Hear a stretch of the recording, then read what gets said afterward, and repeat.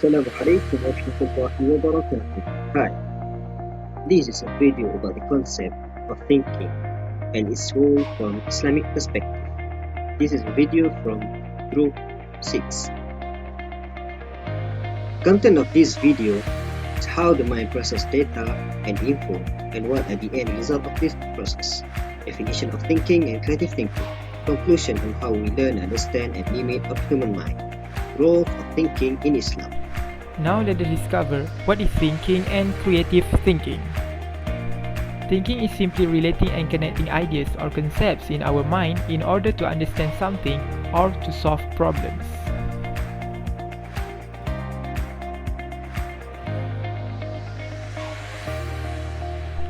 Next, what is creative thinking?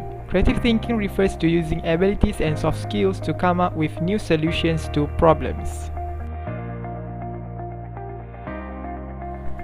Islam really encourages us to think. There are numbers of thinking styles in Quran. The first one is inquisitive thinking. To understand it, let us look at a thought-provoking question in Surah An-Nazi'at verse 27, in which Allah said, "Is it harder to create you or the heaven?"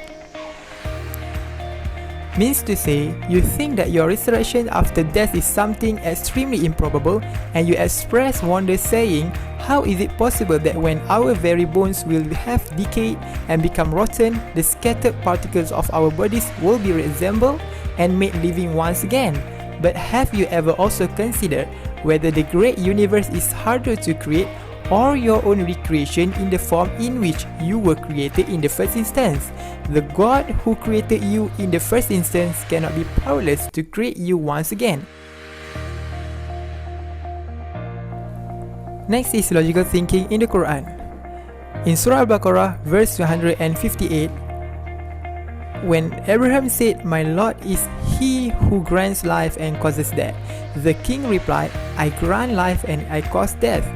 Prophet Abraham said, "But surely Allah causes the sun to rise from the east. Now you can cause it to rise from the west."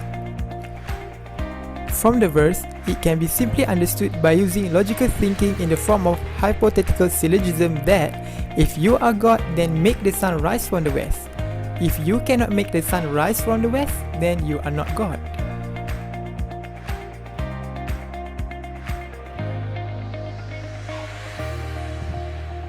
Next, what can we conclude about human understanding and learning? In order to understand things, we must mesh what outside and inside our mind first. And then we must put things inside our mind. We put concepts, data, symbols, and words, and use all these things to understand something. And from here, we can say that we know the unknown from the known. It means that in order for us to understand some unknown word, one must use known word that we already have inside our mind. For example, when we read books, we try to understand what author said, but actually we are understanding with what we have in our mind. Therefore, we can conclude that because of our understanding is limited to what inside our mind and the contents inside it, so our mind is limited and our understanding would be different among us because we have different contents in our mind. Next, we move to rules of thinking in Islam. As the Quran is guidance for Muslims, we are encouraged to understand the Quran through intellectual exercise, namely thinking.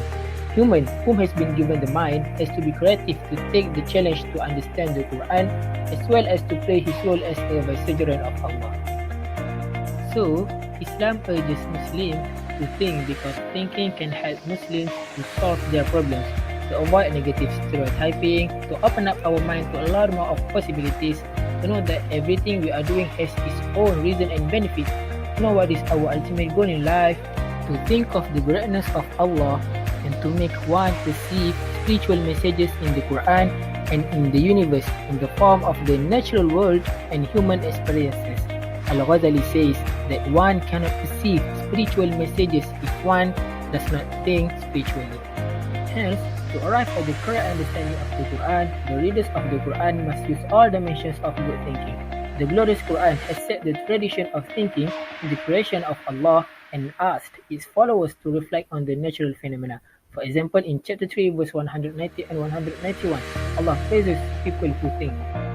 إن في خلق السماوات والأرض واختلاف الليل والنهار لآيات لأولي الألباب الذين يذكرون الله قياما وقعودا وعلى جنوبهم ويتفكرون في خلق السماوات والأرض ربنا ما خلقت هذا باطلا سبحانك فقنا عذاب النار. Surely in the creation of the heavens and the earth and in the alternation of night and day there are signs for men of understanding.